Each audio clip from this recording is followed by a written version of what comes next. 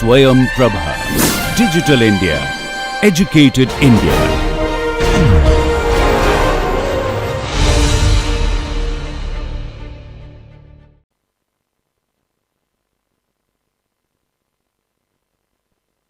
In one-dimensional structural systems, we looked at axial members. We also looked at a structural system that is made out of axial members. Okay, just a recap, if I have an one-dimensional member, it is possible to draw it as a line diagram. Okay. Actually, the member could be something like this.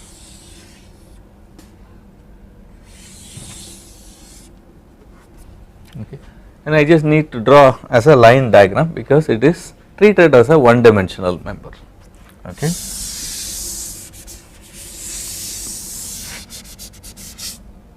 This may be subjected to different forces and moments.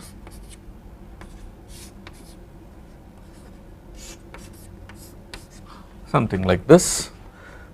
Now we also looked at what type of forces will be revealed when we section this particular member, right.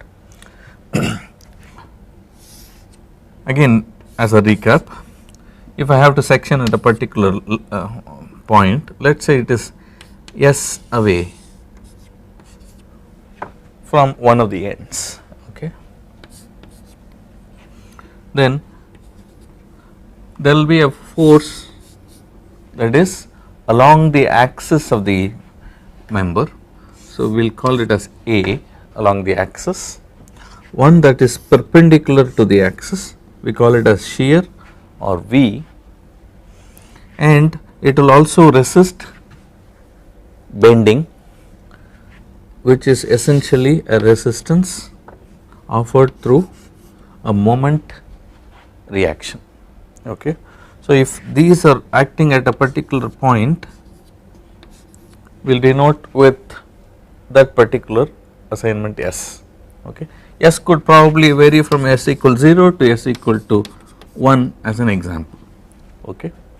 So, which means I can cut at any particular section S away and then reveal these, find out depending on the forces that are there, I can find out these particular internal forces. Okay. MS, AS and VS are internal force resultants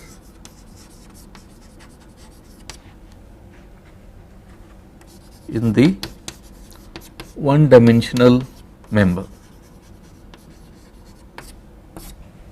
Alright. In one of the cases that we studied, we looked at what is an axial member where only axial force was present and the other two were absent. Okay. And we used that particular member in a truss system. Let us progress a little bit further and look at another system built out of a specialization of this particular one dimensional member. Okay. We are going to start with straight members. Unlike the axial members, this particular member could be subjected to moments and forces in between, apart from forces at the ends.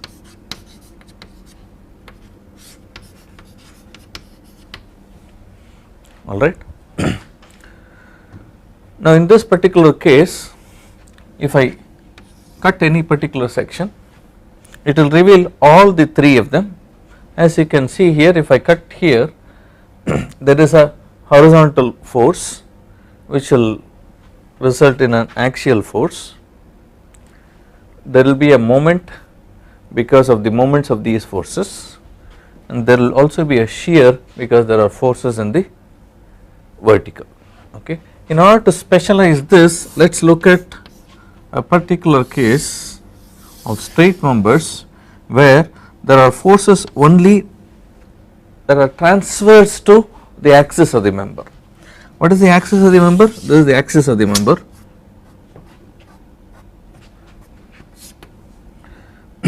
And the forces are either transverse to the members or there could be a moment acting on it.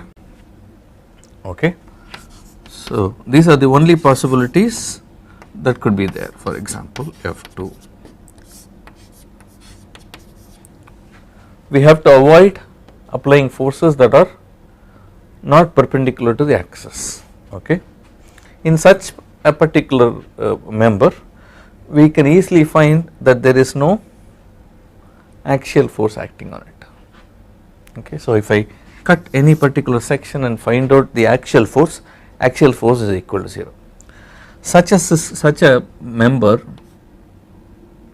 is called a beam member. Okay. So we will look at this particular specialization and find out, similar to what we did earlier, find out the internal forces in these members. Okay.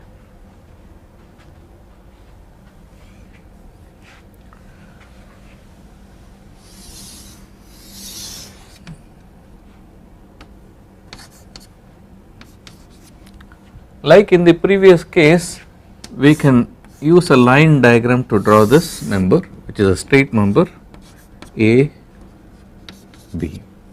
Okay. How many supports are necessary for this? There are no horizontal forces, so I do not have to bother about it. There are vertical forces and moments. Let us assume that this body AB is a rigid body. Okay. That is a good example, a good approximation to start with. Okay. In general, it can have one hinge and a roller support, so that I have one unknown here, another unknown here, and there are two force resultant equilibriums that I will have in order to solve for the problem. One is sigma Fy equal to 0 if this direction is y, and sigma m is equal to 0. M could be at a particular point that I choose. Okay. Remember, any particular point I take, sigma m naught is equal to 0. So it is possible to get two equations, and therefore if there are supports that have two unknowns, it is possible to completely solve for internal forces in this kind of members. Okay. Proceeding further, let us just remove these force supports. Since we already know that the reactions from these supports will be vertical, we will just draw something like this. This reaction is AY and this reaction is BY. Let us say there is a moment acting here M. For an example, let us take a beam member of length L supported like this. If you have a support which is hinged and a roller, we usually call that as a simply supported beam. Okay. Let us say I have 1/3 away from A, there is a moment acting, and let us say at the center there is a force acting. Okay.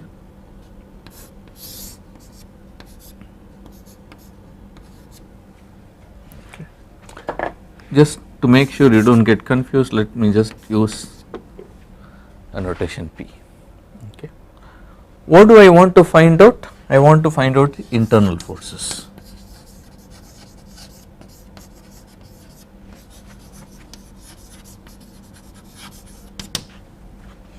Where I have to choose a particular point from which I consider.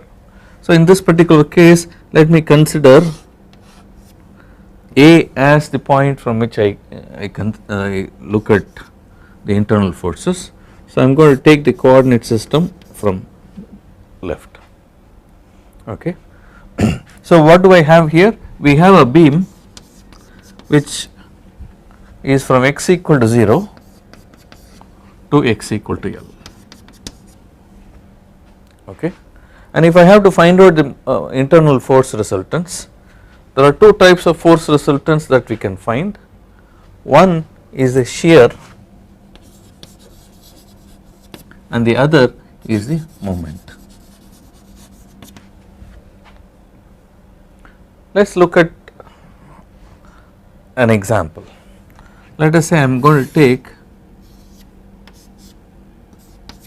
a section x away, let us say at this particular zone, and I want to find out the shear and moment at this particular point. How do I find out? Again, whenever I need to find out the internal forces, what should I do? I need to section it. Okay. So, there are two ways I can section, one is like this, the other is the left side of it.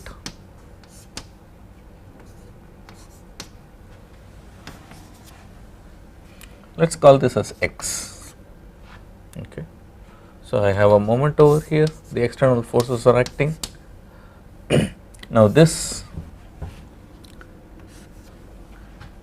will reveal a shear force and this will also reveal a moment. Okay. Now, equal and opposite forces I have to draw over here.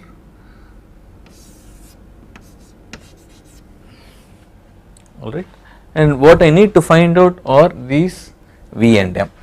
To make it very clear, we will write it as V at x and M at x. Okay. Is this a free body? The answer is yes. Is this a free body? The answer is yes. Okay. This case is very simple. If I need to find out these force resultants, one is like this and the other is like this. How will I find out the shear force Vx? That is pretty simple. I just have to take vertical equilibrium. Let us say I have found out the reactions and this is Ay and By, okay, to the fixed support. If I take sigma V, sigma F along the y direction, okay, let us say upward is positive equals 0 for static equilibrium, immediately this will give me for this particular body V of x is equal to minus By. Alright.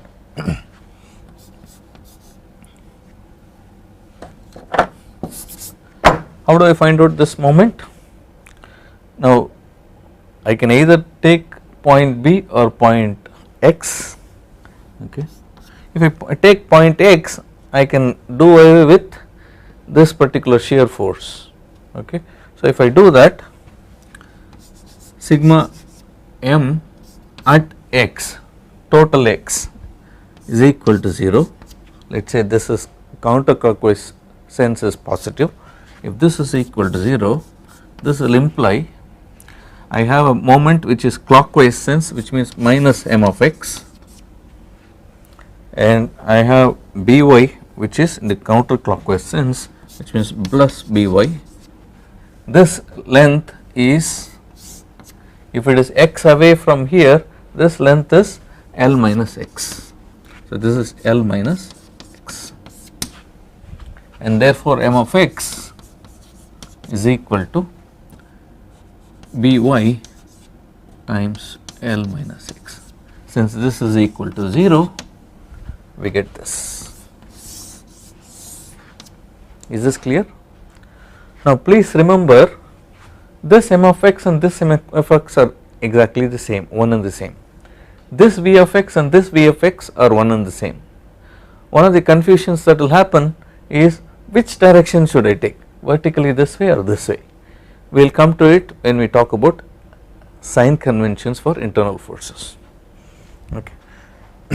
Is this clear? Now, please remember, if I had taken x, if I had moved x in this direction, this x will change and therefore m of x will change. The expression for V of x seems to be independent of x, which